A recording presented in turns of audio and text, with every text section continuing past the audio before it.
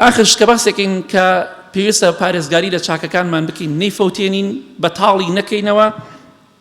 یەکێک لەو شتانەی کە بەتاڵی دەکاتەوە پەنا بەخوای گەورە بۆ خوشکە بە ڕێزەکانە بە تایبەتی چوون بۆ لای ساحر،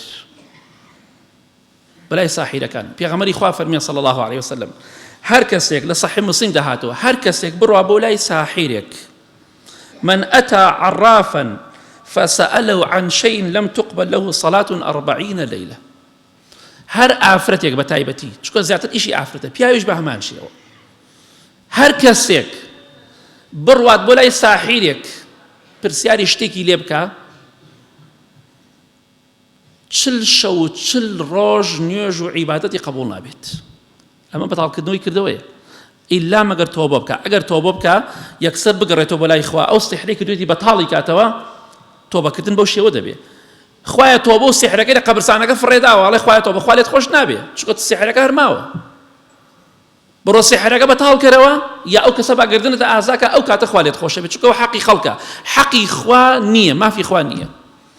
هەر کەسێک پرسیار لە ساحیرێک بکە و باوەڕیشی پێی نەبێ، باوەڕی پێی نەبێ، بەس پرسیاری لێ بکە 40 شەو و 40 ڕۆژ نوێژ و عیبادەتی بەتاڵە ئیلا مەگەر تۆبە بکە. ئەوش بۆی کە واز لەو کارە بێنی و بەتاڵی کاتەوە.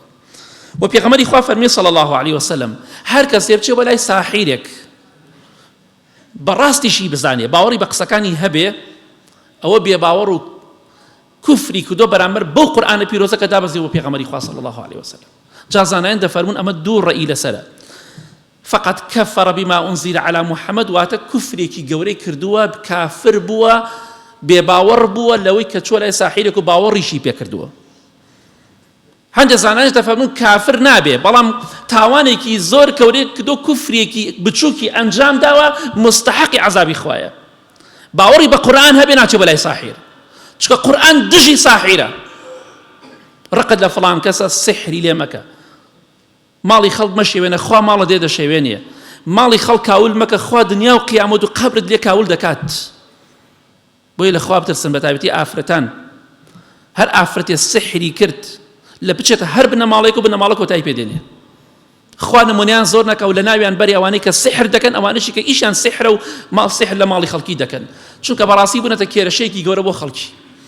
بۆیە کردێکێک لەو شتانەی کە کردەوەی ئینسان بەتاڵ دەکاتەوە سحرە. ئەوە ساحر مسلمان نییە بەڵام ئەوەشی کە دەچێ بۆ لای ژیانی لە مەترسیایە، ئیمانەکەی لە مەترسیایە، باوەڕی پێی هەبێ زۆر خەتەر و ترسناکە، باوەڕیشی پێی نەبێ هەر ترسناکە چونکە نوێژ ڕۆژی عیبادەت لێ قبوڵ ناکرێ. بە ئاگاداری چاکەکانمان بین، پارێزگاری لێ بکەین. ئەمەی کە باسم کرد چەند شتێکە لەو تاوانانەی کە کردەوەکانمان دەسووتێت.